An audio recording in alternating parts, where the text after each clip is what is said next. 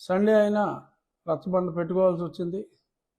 కొన్ని important issues ఈరోజే జనులందరికీ తెలియజేయవలసిన issues కొన్ని వచ్చినాయి కాబట్టి సండే అయినా కూడా మరి పెట్టుకోక తప్పట్లేదు.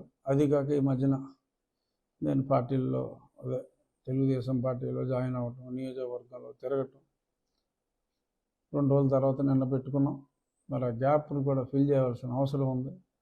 ఎందుకంటే రచ్చబండ రాజుగానే నన్ను ప్రజలు ఆదరిస్తున్నారు. ఈ పనికి మాలినోడి మీద పోరాటం చూసే నాకు రాష్ట్రం నలుమూలల నుంచి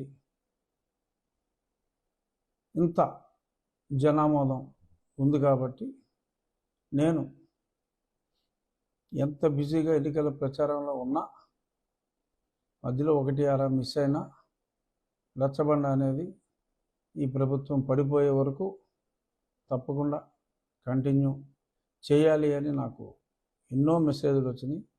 ఎస్, ఐ విల్ కంటిన్యూ. ముందుగా ఈరోజు ప్రపంచ ఆరోగ్య దినోత్సవం, వరల్డ్ హెల్త్ డే. సో ఈ సందర్భంగా ప్రజలందరికీ మరి ఆరోగ్యంగా ఉండాలని తెలియచేస్తూ, అట్ ద సేమ్ టైం మనం ఆరోగ్యంగా ఉండాలి అంటే ఒక పనికిమాలినోడిని మనం వదిలించుకోవాల్సిన అవసరం ఎంతైనా ఉంది అని కూడా తెలియజేయవలసిన అవసరం ఉంది. ఒక దిక్కుమాలిన మద్యాన్ని తీసుకొచ్చి ఉన్న కంపెనీలన్నీ భయపెట్టి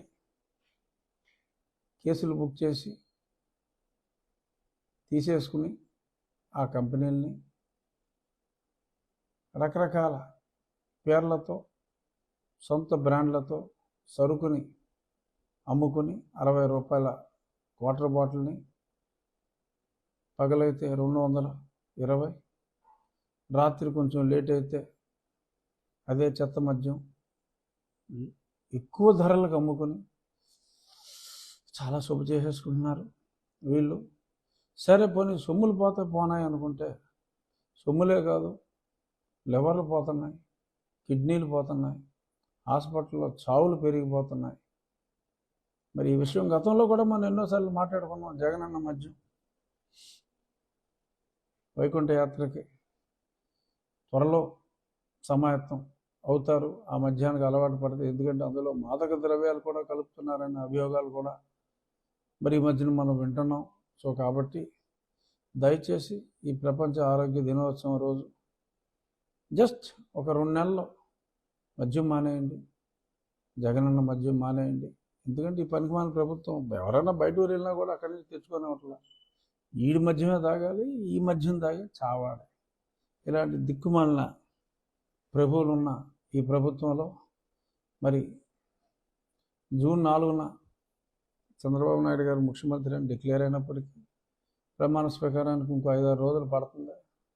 ఈ చెత్త వదిలించాలంటే ఈ స్టాక్ సరే ఎలాగో జగన్మోహన్ రెడ్డి కంపెనీలే ఆ స్టాక్ అంతా వెనక్కి ఇచ్చి ఇమ్మీడియట్గా మంచి స్టాక్ తక్కువ రేట్లకి ఇచ్చే వాళ్ళు ఉంటారు. అప్పుడు దాకా కాస్త ఓపిక పట్టి బతికొండండి బాబు. ప్రపంచ ఆరోగ్య దినోత్సవం సందర్భంగా నా విజ్ఞప్తి, చంద్రబాబు నాయుడు గారు ముఖ్యమంత్రి అయిన తర్వాత మద్యం తాగమని నేను చెప్పట్లేదురా బాబు, కానీ ఆయన సప్లై చేసే మద్యం, ఆ క్వాలిటీ మద్యం తగు మోతాదులో తాగితే ప్రాణాపాయం తొందరగా ఉండదు, తెగ తాగితే తప్ప. ఇదైతే తక్కువ మోతాదు తాగిన జగనన్న మద్యం, తక్కువ మోతాదు తాగిన అతి తక్కువ రోజుల్లో అదనమాట కైలాసవనాలకి అతి త్వరగా చేర్చాల్సిన పరిస్థితి. సో కాబట్టి దయచేసి 2 నెలలు ఓపిక పట్టండి. తప్పదు తాగాలంటే బాగా మితంగా ఏదో 30 ml తాగి వదిలేయండి అమ్మ.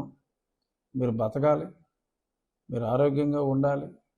మీరు అందరూ ఆరోగ్యంగా ఉండాలంటే బాబు రావాలి, జాబు కావాలి, బాబు రావాలి. ఎస్, అది పాత స్లోగన్, అది ఇప్పటికీ అప్లికబుల్. కానీ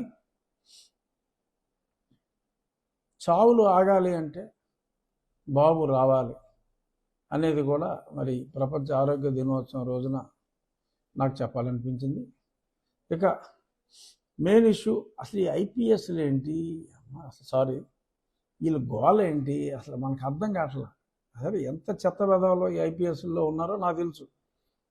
ఒకటి నన్ను తీసుకెళ్ళాడు, ఇక్కడికి వచ్చి ఒక ఐపీఎస్ ఒకటి తీసుకెళ్ళాడు, ఇంకో ఇద్దరు ఐపీఎస్లు ఫాలో అయ్యారు. అక్కడ ఐపీఎస్ గారు మారేషం వేసుకొచ్చి ఆ జగన్మోహన్ రెడ్డి గారికి సినిమా చూపెట్టాడు, వాడు ఆనందించాడు. ఇవన్నీ జరిగిపోయినాయి. అంచేత నాకు there are few IPS officers who have to be respected, no doubt. But పనికి మాలిన వాళ్ళు ఎక్కువ అయిపోయారు. సో అందుకనే మరి ఒక 9 మంది ఆఫీసర్లని, ఒక 3 ఐఏఎస్లు, 6 ఐపీఎస్ని తీసివేయటం జరిగింది ఎలక్షన్ కమిషన్. ఎలక్షన్ కమిషన్ కేవలం ఎవడో కంప్లైంట్ ఇచ్చాడంటే గుడ్డుగా తీశారు. వాళ్ళు కూడా రిపోర్ట్లు తెప్పించుకుంటారు.